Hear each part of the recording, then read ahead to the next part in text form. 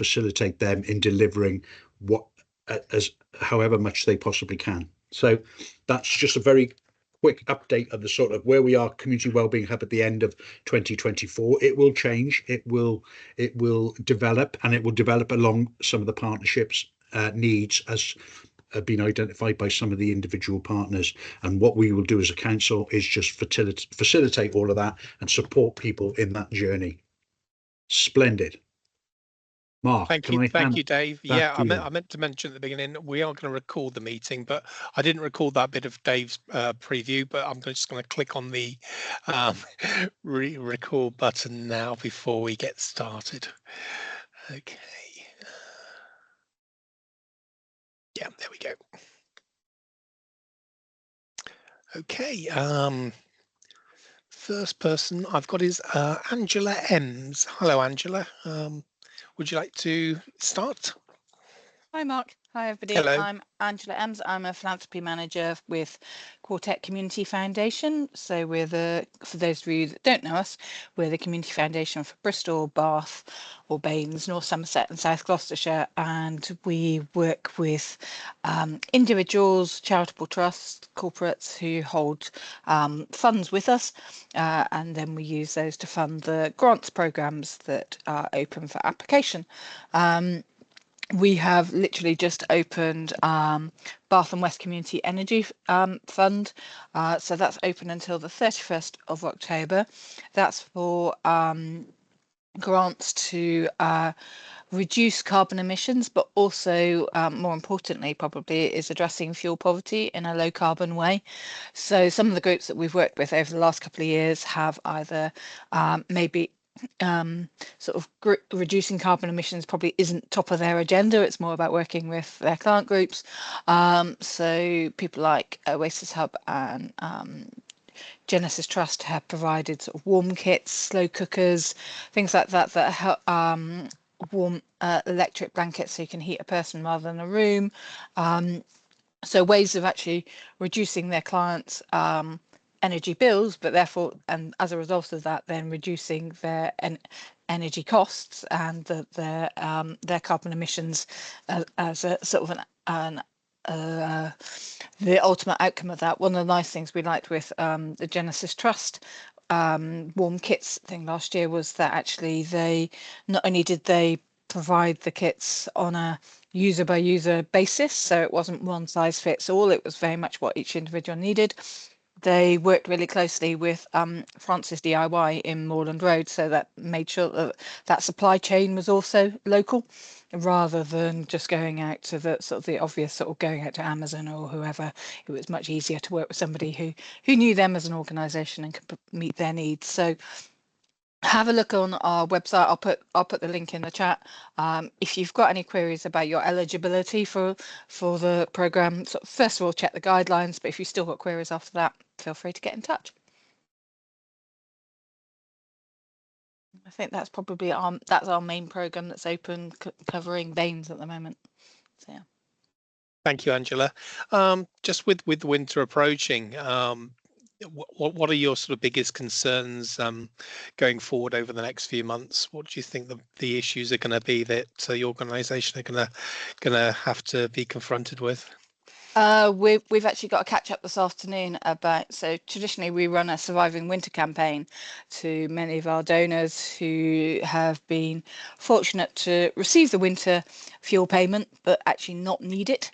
And then recognizing that they didn't need it, then they've donated through us, and then we've been able to get it out to groups to then use to sort of address those winter warmth issues and loneliness and isolation in older people. Though last couple of years we've expanded it to sort of help those affected by the cost of living crisis and their energy as well. So I think one of our fears with that is actually a lot of our donors aren't going to get that extra payment this year. So while some of them are still in a fortunate position to say actually they're going to allocate that funding and they're still going to give it, I think there's going to be a lot more of them that aren't going to be in that position. So that actually means that we will have less to give out to fund to other people. So it's like, but also recognising at the other end of the spectrum those that have been receiving the payment that now don't qualify because they're not on pension credits. You've got that sort of cohort that's just over the threshold who are actually probably going to be much more adversely affected by it as well. So there's going to be sort of rising needs. So those are kind of our fears around it, and that I think will be the tone of our campaign, is that actually that money is needed more than ever this year. But equally, we're very keen not to risk cannibalizing anybody else's winter appeals. So it's not about impact. We know, for example, that AGK always do a winter appeal as well, but yeah, we're not out to cannibalize what groups can earn themselves. It's our traditional audience that we would go to for our funding, and then hopefully be able to distribute it that way. Excellent. I see, Dave, you've got your hand up. Did you want to come in? Yeah, thank you, Andrew. Just on that point, there's nobody from Council's Welfare here, is there? We've just literally written at the end of last week individually to 180, I think 180 individuals who are eligible for pension credit who are currently not receiving it. So hopefully that will go some way towards supporting some of those people. But again, the system is, you can be a pound over the threshold, and even though you're a pound better off than somebody who's receiving it, you're not going to get it. But we were quite surprised actually at the number of people that we didn't actually need to write to. So the council's actively got involved in identifying those people, and then they're going to have to go through the process of applying for pension credit. Thank you, Dave. Okay, I'm just going to go down through my list. I've got Anna Rattray. Is that right? Sorry, Anna, I've got your name wrong there. Yeah. No, not at all. That was brilliant. You got it right first time. Excellent. Good. Hello. Yes. So I'm Anna Rattray, and please forgive I'm on my phone as my laptop microphone has stopped working. So I am the development officer for Tender. So Tender is an organisation that prevents domestic abuse and sexual violence through educational projects. We have been in B&NES since 2019, and I fundraise for the projects that happen there. We've been having great success delivering projects in primary schools and secondary schools, and also Bath Spa University as well. So we deliver short-term projects and long-term projects. And we've been gathering impact and data on our work in B&NES that whole time. So we've got loads of evidence that what we do works, supporting healthier cultures across schools and universities. And we talk about challenges. I mean, transparently, one of the challenges we have is funding. I suppose I'm a fundraiser by trade, so funding is kind of the problem I'm charged with solving in general. But yeah, just locating funds. We've been doing research into loads of different income streams, trusts, foundations, statutory, corporates, individuals, like really trying to get the money to fund the projects to meet that demand. That's kind of been what we've been doing. So yeah. Thanks, Anna. And how do people find out about you in B&NES? You can email my colleague Daisy. So Daisy Douglas, I don't know if you... I know Daisy, yeah. Yes, she won the award. Indeed. Yeah, the Leadership Award. So you can catch Daisy. Let me just get her email here. Daisy@tender.org.uk. When I've stopped speaking, I'll type it into the chat, but I realised I had to pick up my phone to do that. Lovely. And I think Mel's just put a note on the chat there saying that if your service isn't registered on LiveWell, then it could be registered on there by using the links that she's put in the chat there. That's brilliant. Thank you so much. Yeah, kind of coming here today was sort of meet everybody, learn more about the other services in B&NES, and just, be part of it. Fantastic. We'll register for sure. You're very welcome. Thanks, Anna. Thank you. Okay, I've got Chenny Benjamin. Hi, good afternoon. Yeah, it's Ben Cheney. Yeah. Oh, Ben Cheney. Sorry. Yeah, they've got put my name as Benjamin, which is when I'm naughty. I used to be called Benjamin. I haven't managed to get it removed. Sorry, but yeah. So yeah, my name's Ben Cheney, and I'm a social worker in the specialist community forensic team. We're based at Froomside Hospital in Bristol, and our role in the team is to support people when they're discharged from hospital to resettle in the community. And, you know, we cover quite a big area. So Bath, Swindon, Wiltshire, Bristol, South Gloss and North Somerset. And, you know, it's great to be here and hear about what's going, you know, all of the really valuable work that is going on in the community.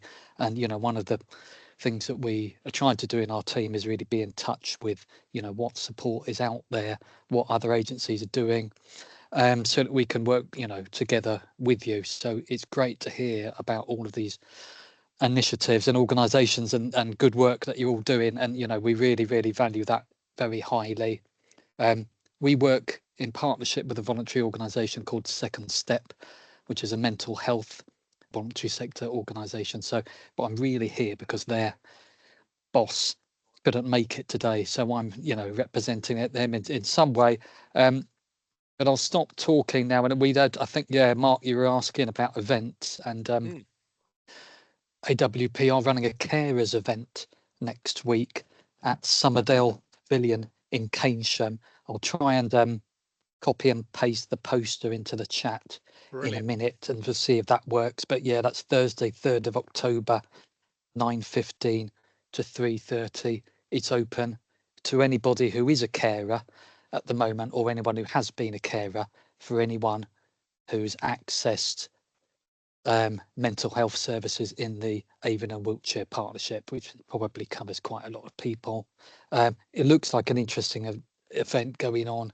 There's photography going on. There's some well-being and mindfulness. There's some yoga, some art therapy, and some speakers as well. But I'll try and post that into the chat now. If I can't do it, then I'll write something else in the chat. But yeah, nice to meet you all, and yeah, great to be here. Thank you, Ben. And Cathal, are you with Ben today, Cathal Losty, or are you here separately?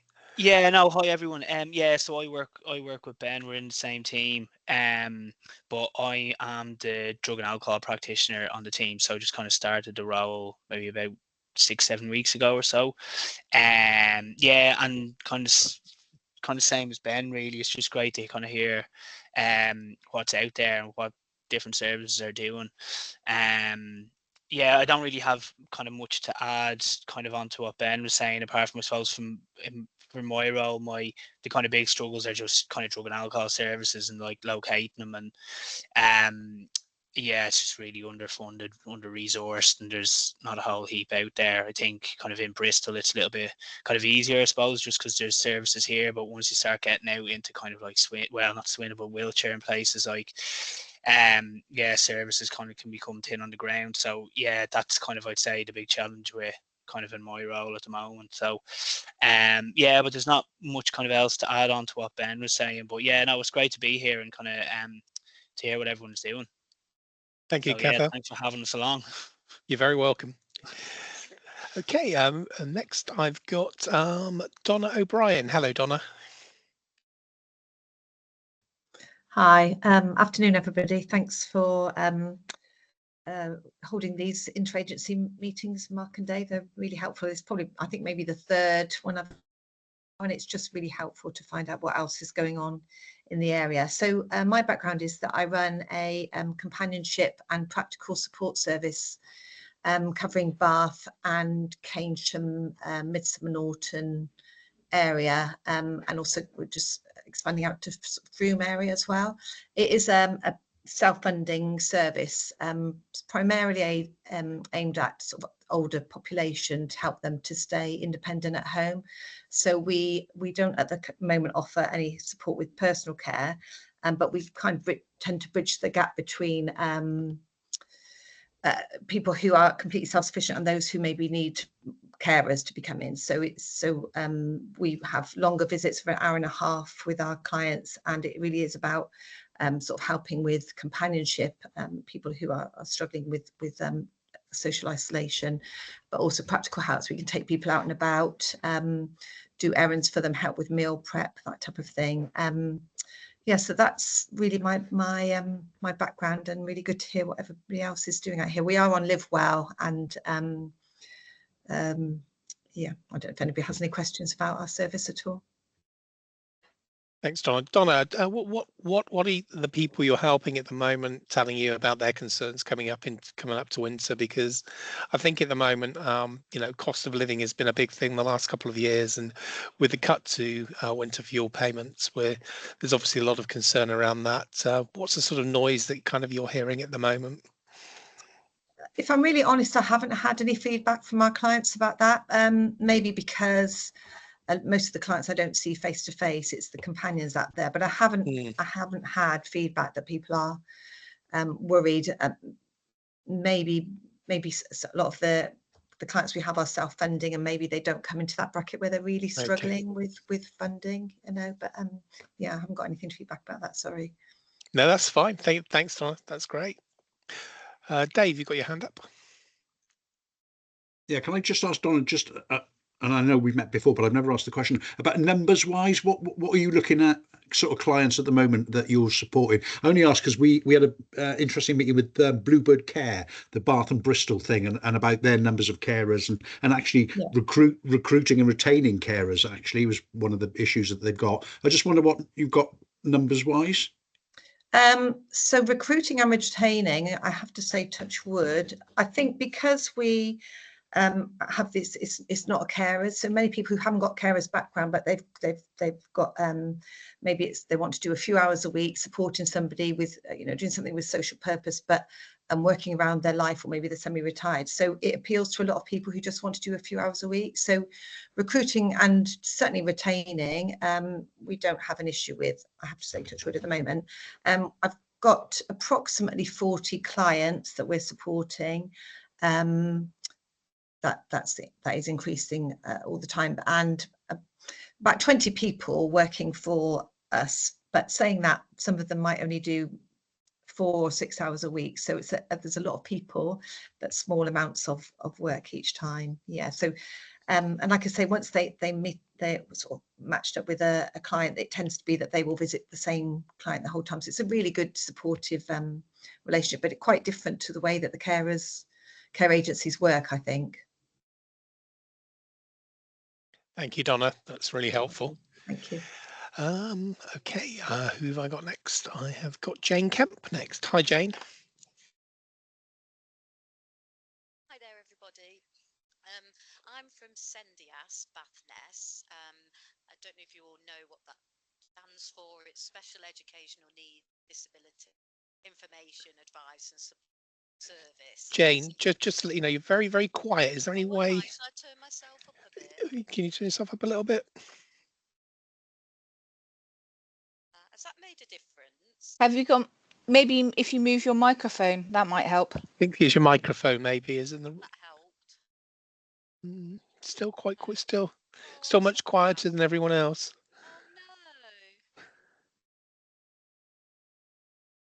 Oh no. What about the microphone on your headset, Jane? Yeah, on your microphone. Yeah. This one, yeah.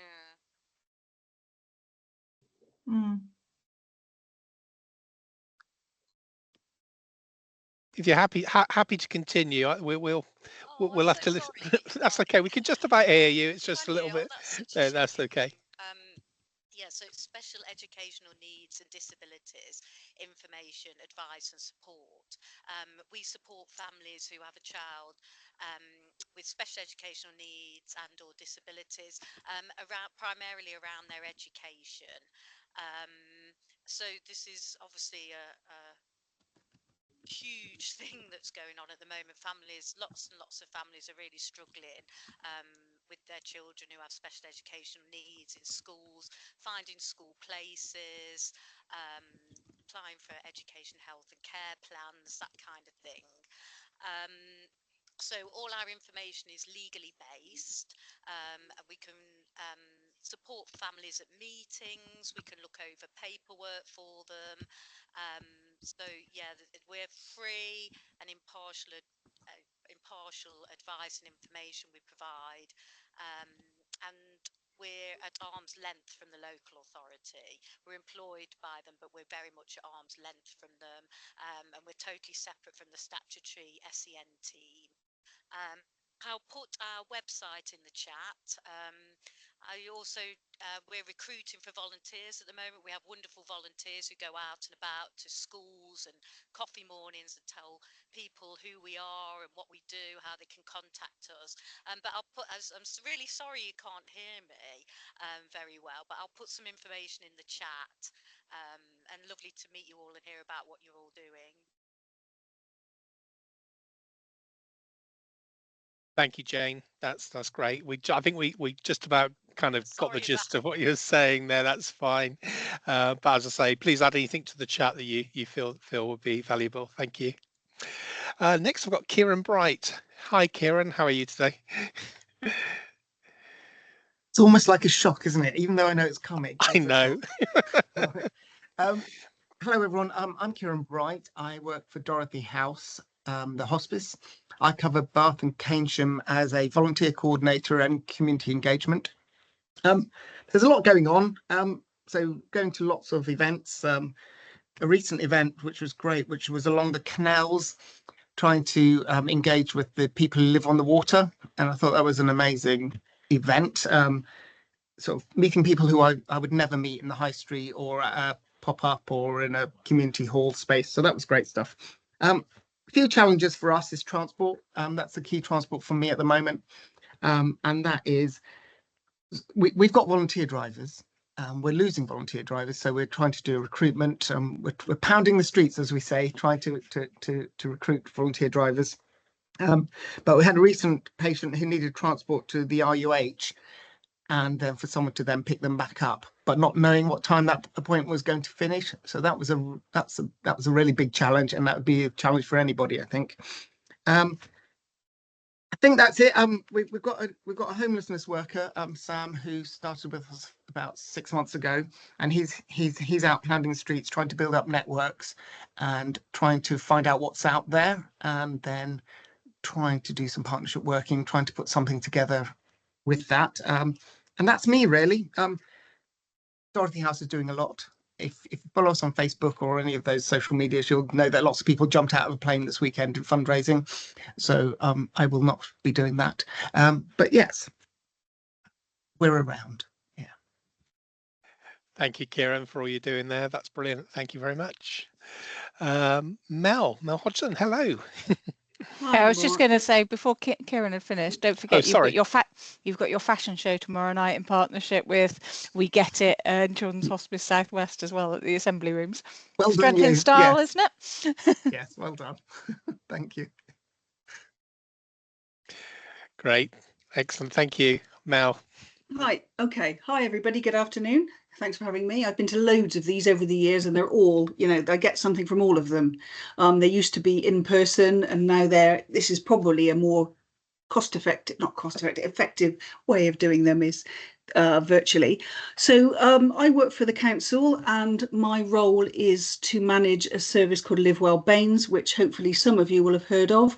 It's a statutory service, and it comprises of three specific. So we have three very specific target audiences. For want of a better expression, we have the Send Local offer, which provides information, signposting, resources for parent carers with a child with an additional need or disability. We work closely with Jane and co in Sendias and various Send professionals to make sure that we've got everything on there that a parent carer will need to support them in their journey as a parent carer. It also includes the Rainbow Resource Scheme, which, if you don't know about that, we have about 40 local attractions organisations who have signed up to give parent carers a concession, discount, free session. Their offers vary depending on the organisation. So parent carers apply to us. There's an online application form and there is eligibility.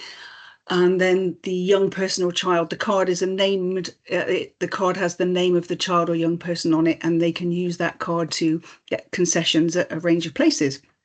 Live Well Baines also includes universal family info. So that is primarily information, sort of the Ofsted registered childcare. So we're the only organisation in Baines that has a off feed directly from Ofsted, giving us all the up-to-date information. So it's a sort of trusted, reliable source of childcare, which is helpful for families looking to return to work and that sort of thing. And also a ton of, sort of parenting support resources, that sort of thing. And finally, last but not least, by any means, is signposting resources and info for adults who need care or support.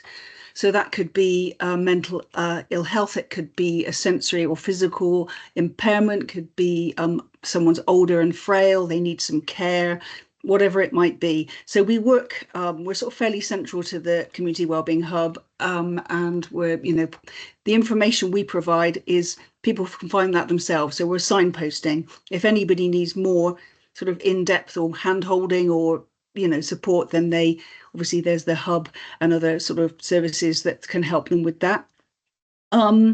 We also have, because we manage Live Well in-house rather than it being hosted sort of externally, we have we can be quite responsive.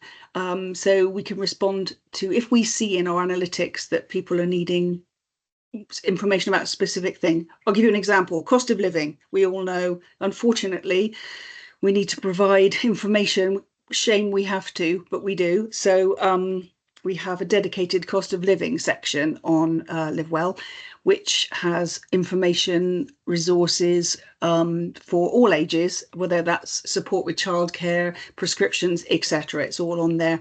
And we have hosted previously the Warm Spaces Directory, which for the last 2 years, and I think possibly it may be returning again this year. I'm not 100% sure. If so, then we will have a role with that. We share all our news, what's on, events, and including anything from you guys. If you want to share, we can do that via our social media. We reach lots of people that way. And we have Instagram and Facebook. We also do lots of outreach, different events. We've done large events and we've done smaller sort of surgeries.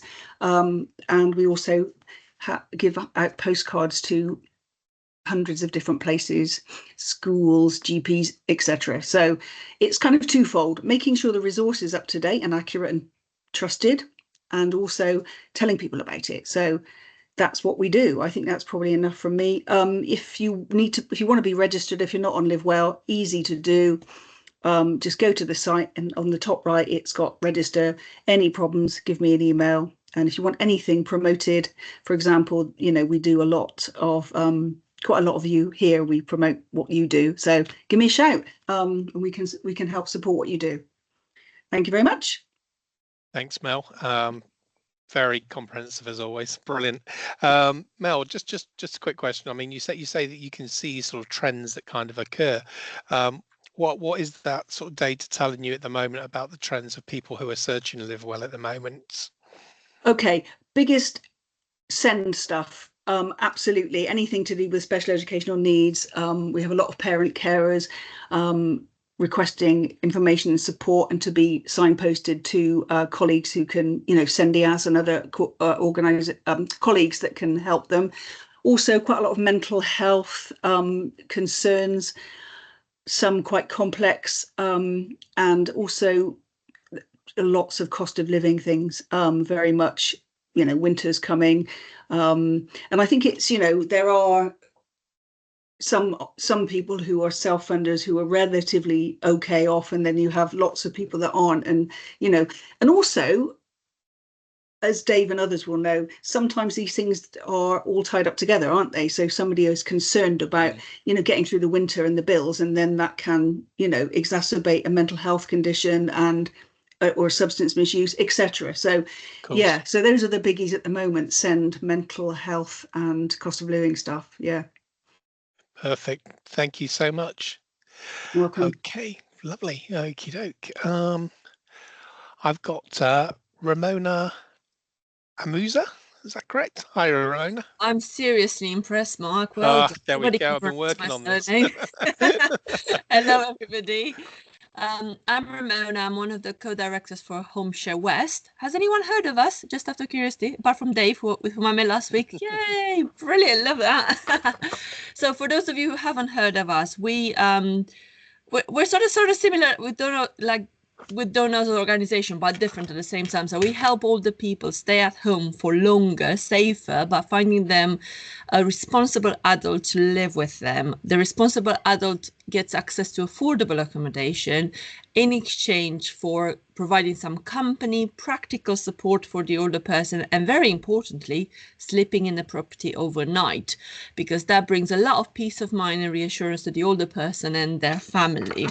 So of course it hits, everybody's spoken about the loneliness, the social isolation for older people, but for younger people as well. Everybody's struggled with that recently. But it also helps with a lot of other things like transport. Often our sharers, so the people living with the older people, provide a lot of IT support, help reminding them how to use their remote control and whatever else, smartphone, whatever else they struggle with. We often find that our sharers, who are typically mature people, so saying 30 plus, although we have had a few younger ones as well, they're often more patient than a family member, a grandson or something would be with the older people, and they're kind of there to reassure and guide the older person when it comes to the wonders of the smartphones and tablets and so on.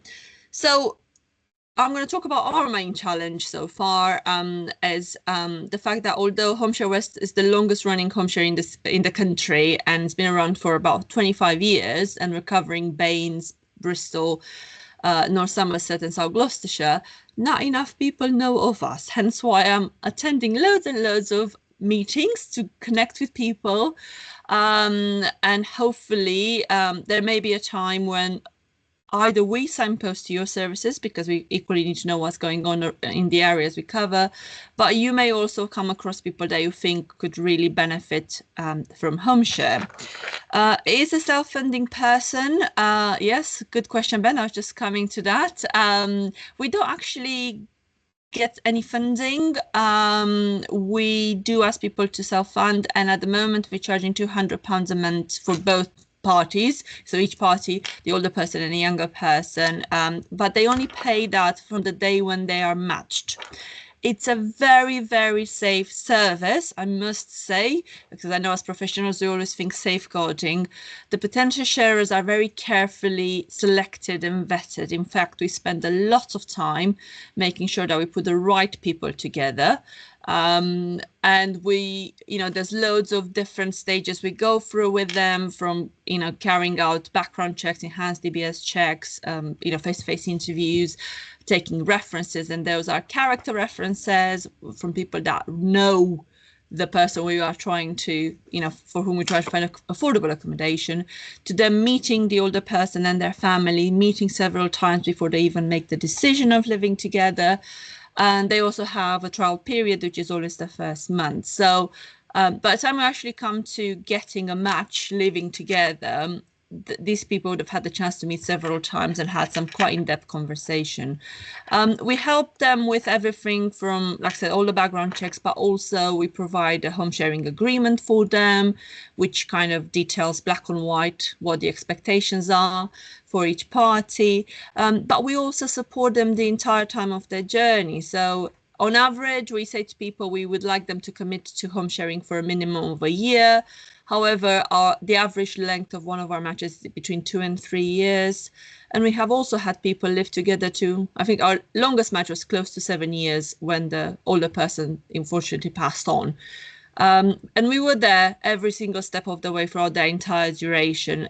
We call ourselves like a safety net. We're the safety net. We make sure everything is as it should be.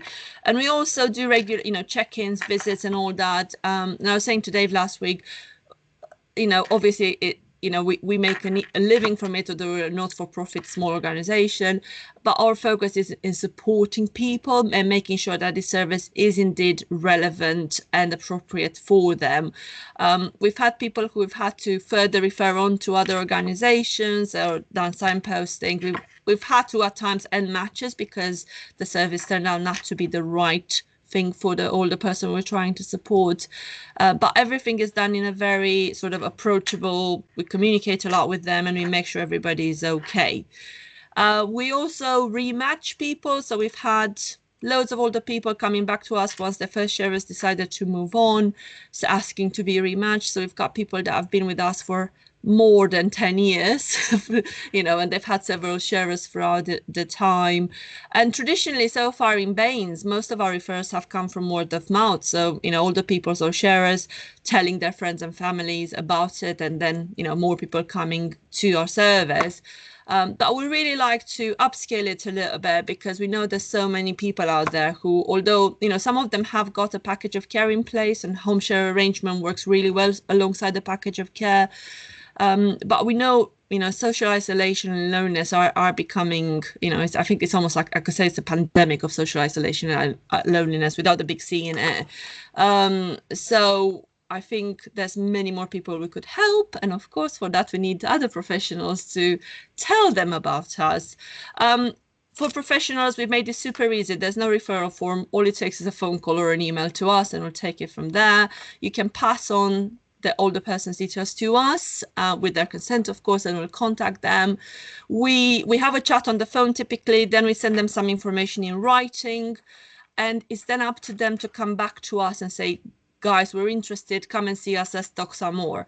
At no point do we put any pressure on older people and their families to sign up to the service. It has to be right for them, and it has to be the right time in their lives as well for them. We've had people that have contacted us, we've gone to see them, chatted, you know, had a good old chat over a cuppa, we walked away, and then it took a couple of years for them to come back to us and say, okay, I'm ready for this, this is the right timing for me.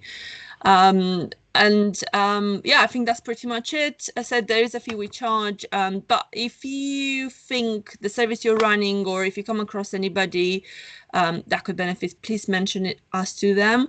We're very happy to attend any events, do presentations at team meetings, volunteer meetings, anything you can think of. Quite happy to come along and tell you more about it. There's obviously a lot more that I can say in 5 minutes, but I just wanted to make you aware that we exist. Thank you so much. Oh, Mark, you're still on mute. Oh, I keep forgetting that today. Yeah, Ramona, thank you for that. What sort of level of availability of home share do you have if people kind of came to you now straight away and said that they would like to get involved? How many people would you say you would have lined up ready to go?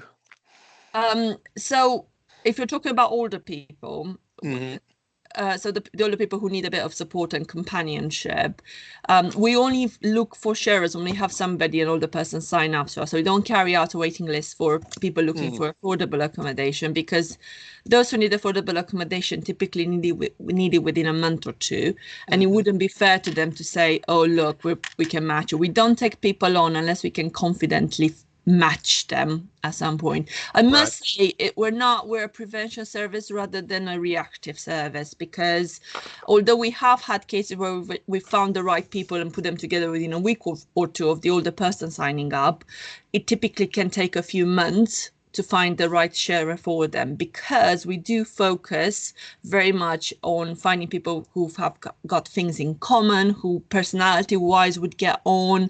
And equally important is, you know, because with the older person we discuss their expectations and their needs, and we often have to do a lot of expectations management, as you can imagine, with clients. But then we go away and look for the right person for them, and it can, like I said, it can take some time. Occasionally we take people on that on paper we think look quite good, to be a good option for the older person, and then don't quite gel, in which case we don't go ahead with them. We go back to the drawing board, we look again. So that's why it can be a bit of a lengthy wait until we find the right people together. But when we do put the right people together, the great news are 99.9% of time it goes past the trial period and they live together quite happily for several years. And that's what we're trying to get. Sounds excellent. Thank you, Ramon. That's really good. Okay, next on my screen I've got Zora Pashki. Hello, Zora. Hiya. All right, so I'm an energy advisor with National Energy Action. We are also known as the Fuel Poverty Charity. We're a UK-wide charity committed to eliminating fuel poverty, and we do work across England, Wales, and we also have a project up in Northern Ireland. I'm based in Bristol, so I cover kind of Bristol, Baines, North Somerset area for community outreach, and I'm also available for kind of events, webinars. So I tell you a bit more about what we do now. So we also do a lot of advocacy and campaigning, so to raise awareness around energy efficiency investment and stronger protections for vulnerable households. We provide advice and support in terms of guiding households on managing energy costs and improving energy efficiency. We provide training that is for frontline workers as well as other professionals, but we also do events outreach and kind of help clients and customers better understand their own usage, and also provide support through casework. Like I just said, it's mainly energy efficiency advice, fuel debt advice, and also our community projects. I'm going to share the links to our kind of projects and paid for trainings and webinars and much more. It's all on our website. I'll pop that on in the chat in a minute.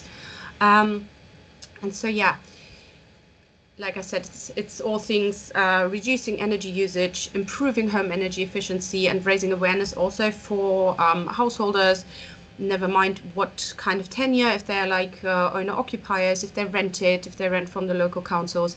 So we are trying to really increase the reach of availability of home energy efficiency upgrades as well, and help people around those. And our community initiatives are also there to link in and support local communities in tackling fuel poverty and enabling professionals, frontline workers to better assist their clients and other customers to be in a warm and safe home. So we really, there's no age limit for our service, and we sorry, lost my train of thought there for a second. There's some noise in the background, apologies. That was the fuel poverty bit. Oh yes, there it is. So we do have the home energy advice line. So professionals can either do a third-party referral for their clients, or clients can get in touch with us themselves through our website. I'm going to share again all of that information in a minute. We also do have an in-house benefits advice line. So oftentimes we come across people who might have a bit of energy debt already, who might not know or might have access barriers in terms of speaking to their energy suppliers. So we would kind of support around those access needs and access barriers as well. And we can in-house refer to have a benefits eligibility check to really make sure that we maximize the income for everyone and ensure that they are in full receipt of all the benefits that are available to them. We also do have capacity to help people with the application forms, which oftentimes, of course, can be a bit complicated, right? So we do have capacity for that as well. And if you obviously, if you would like to collaborate on any kind of webinars or events, please reach out to me directly. I'm going to share my personal email address as well. So if you'd be interested in me attending any sort of event to speak to your colleagues or your clients around energy efficiency, then you're most welcome. And especially now with winter on our doorstep, I reckon it's really important that we all kind of come together in meetings like today and pool our resources, because there will be a lot of chaos coming up, especially with the doom and gloom of the change in the winter fuel payments. So it would be really good to kind of collaborate on that a bit more. Thank you, Zara. That's really helpful. Lovely. Okay. Can everybody hear me okay? Yeah, great. Lovely. Okay. Next I've got Katie Reeve. Hello, Katie. Hi there. Yeah, my name's Katie and I work at the Bath Assembly Room. So yeah, we're hosting the fashion show, which is very exciting tomorrow, that someone's already mentioned. But yeah, my role specifically is more on the community engagement side of the work we're doing up here. So really great to kind of see some people here today that we've kind of linked up before with. But yeah, so I'm just really keen to kind of make connections throughout Bath and North East Somerset, hear about what people kind of want from the assembly rooms as a kind of place for local people and for community use as much as obviously for visitors as well. So we've been doing quite a lot of feedback sessions and consultation around that. Also really happy to run kind of well-being or other types of kind of informal activities up here at the assembly room. So if you've got community groups that visit on that kind of meet on a regular basis and you do visits out and about, then please let me know, because I'm always really happy to chat further about how we might be able to facilitate you up here. We're really keen to kind of welcome as many people as possible up to the space. And then equally, if you'd rather, I'm really also happy to come out to people. So whether that's because your group that meet would find it difficult for mobility reasons to come up to the building, or whether you just are more comfortable in your own space, that's absolutely fine. And I'm really happy if you kind of run sort of regular meetings and you would like to know more about the assembly rooms or what's been happening up here recently, or anything about the kind of history of Bath, or there's many different topics we can cover. I'm quite good at finding some link back to the assembly rooms, because there's been so many different amazing things that have happened here over its history. So yeah, it's really just to kind of offer out, if people are interested in linking up, then yeah, my door's open, so feel free to contact me. I'll pop my email address in the chat after I've given my update. One thing I did want to specifically raise in this forum is a kind of more regular meetup that I've been trialing over the summer called Connection Cafes. So this is just something I've been kind of seeing how much appetite there is out there for people to kind of come down to the assembly rooms on a kind of monthly basis. Don't have to come to all of them, you could just come to one or whenever you're available, but very much a kind of free, open to anyone morning, where I've got a bit of budget, I can get teas and coffees and cakes, and also running a bit of a light touch interactive activity, the sort of second part of the session. So the first part we've been just starting very informally, kind of having a space for people to meet and have informal chats around table with tea and coffee, and then people can stay on for a kind of interactive activity. So we've been trying different things like crafts, things like different storytelling activities. Next one we're doing is around sensory well-being, and with a kind of nod towards World Mental Health Day coming up soon in October. So yeah, I'm going to try and if I can do that clever thing that Benjamin did with putting the flyer in the chat. That was very exciting. I'm going to try and do that after this, and I'll also put the link. So if you do have anyone you work with that you think might be interested in coming along to this, like I said, it's free for anyone to come. I'll put the link to our website listing so you've got more information. We do, if people can, we do ask people to reserve a space just so we can sort of know how many people are coming. They could either ring up to do that or do it online if they've got access online. But equally, if I've got space in the room and people turn up on the day, I'm happy to accept walk-ins. So yeah, so that's probably my main updates, Mark. But yeah, I'll pop that information in the chat now, and then if anyone wants to ask questions, then they're welcome to contact me afterwards. Thanks, Katie, and we'll look forward to seeing you at the next conversation cafe. So see you later in the month. Okay, next is I've got Sam Parker. Hello, Sam. Hi everyone. I am Sam, and I have just started working for the Live Well BANES team. I will be looking after the Send Local offer. So I've worked with Mel, and she's gone through everything that we do. I'm still not quite up to scratch, and I can't give the spiel like she does. So I've just come to say hi, and nice to get to know you all and find out what you all do and what everyone offers. So yeah, I'm just jotting it all down and taking it all in, really. Thanks for having me. Welcome, Sam, and good Thank luck with you. everything you're taking on. Thank you. Brilliant. Thanks. Lovely. Okay. I've got Tony Green. Hello, Tony.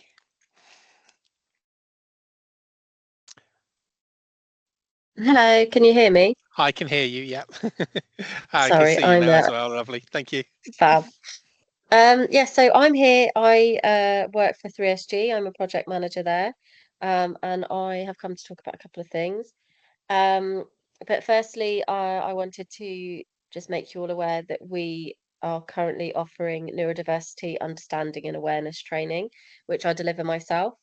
So we go out to charities and organisations and deliver. It's generally a half-day workshop that's very interactive and very in depth. We cover quite a lot of things. So we have done a couple of those sessions so far, and they've been very well received. But I think it's something that we don't talk about enough that we offer. So I just wanted to highlight that to you all. And if anybody's interested, I will put my email address in the chat after this. Also, I just wanted to highlight that we've got a couple of networks that if they are relevant to you and you'd like to attend, then please do get in touch. We've got the Aging Well Network, which takes place tomorrow. We've got that one. And then we're relaunching the Volunteer Network to try and help people with their volunteer offering, their recruitment, rewards and recognition, and just kind of helping with sharing management and coordination tips and kind of sharing best practice. So we've got our first relaunch meeting on Thursday at Bath City Farm, and then we will be launching the volunteer manager guide that I've just created. It'll be free to our members digitally, and then there'll be a cost for any physical copies that anyone would like. But that is quite an extensive volunteer manager guide. So yes, that is something that we are doing. And also, last but not least at all, we've got our volunteer fair coming up next month. So on the 18th of October, 11 till 4, we are in the Apex Hotel, and we've got 43 charity stalls at the moment, charities and community interest companies, talking all about their volunteer offering. And we've opened it up even further this year. So we've got a corporate offering and a student offering. So we have welcomed students. I've spent quite a lot of time at the universities talking to freshers about the volunteer fair, just to invite them all and try and make the volunteering sector a bit more accessible for everybody. We've tried to invite the corporates and get them involved, just so that we can help manage more kind of meaningful and lasting connections between corporates and charities in the local area. So we are holding a business charity breakfast before the fair that day, which is also at the Apex Hotel. And that's a ticketed event, but the fair itself is a free event to attend. So even if you haven't got a stall, it's absolutely worth coming along, because there will be lots of fantastic charities and organisations there. So lots of networking opportunities, and also just to see the kind of what the volunteer offering that's out there is, and we can learn from each other. And we will have workshops throughout the day, which will be run in the upstairs room of the Apex Hotel. So we've got a session on volunteering tech, so which is about apps and technology, and then we've got a session on the charity awards and other awards and how to reward your volunteers. We've got a session on storytelling and marketing, and we'll be having a session on the changing landscape in volunteering, which will be linked in. We'll be including EDI in that as well. And then we're going to have an open Q&A session at the end, which will be really interesting. So I just wanted to highlight those things. Thank you, Tony, and we look forward to taking part on that day at the volunteer fair.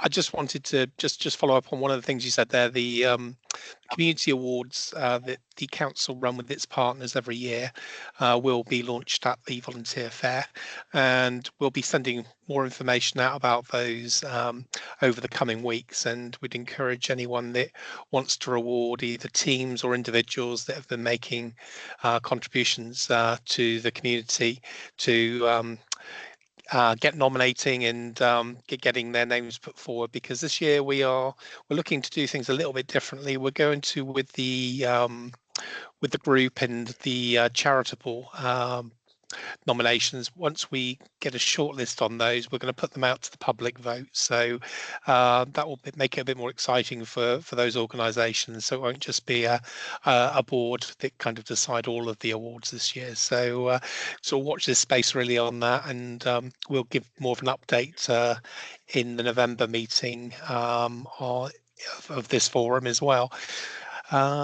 But unless there's any more questions, I'd like to thank everybody for your time today. These are always really valuable for Dave and I, and I'm sure for many of you as well. And we would welcome you to kind of share the details of the meetings with any colleagues or organisations you think might want to come along. We do record the meetings and put them on the BANES YouTube channel, so they're always available to view if people can't make them on the day. But as I say, it's always great to hear everything that's going on. And I wish you all a really pleasant afternoon.